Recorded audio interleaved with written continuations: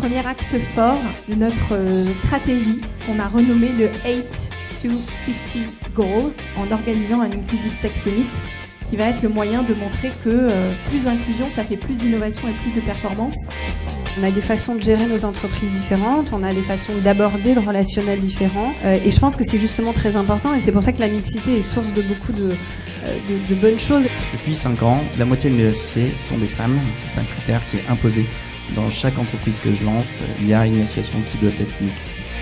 En fait, il va falloir casser ces codes de la culture start-up, très masculin, très élitiste, pour faire la place aux femmes. C'est une urgence économique.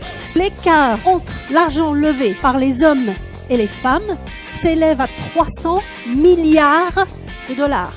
Ask for more money. Je veux plus entendre des 500 000. Pour moi, il devrait y avoir de la diversité et de l'inclusion, tout simplement, parce que sinon, on va laisser une partie de la population sur le bord de la route.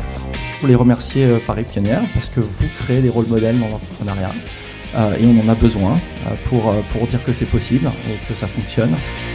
Inclusive Tech Summit, c'est une des initiatives nécessaires pour changer la donne et il faut encore que ces événements soient accompagnés derrière de changements dans la loi, de changements dans les comportements, dans la culture, dans l'éducation.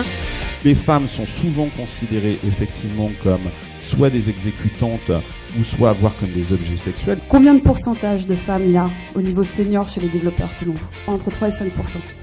Il n'y a pas de couleur dans le business, il n'y a pas de frontières. Il faut ouvrir, il faut créer des nouveaux réseaux.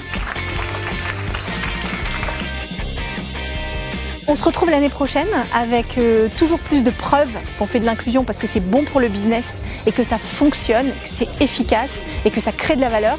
Et toujours plus de monde parce qu'il faut emmener toujours plus de monde derrière nous.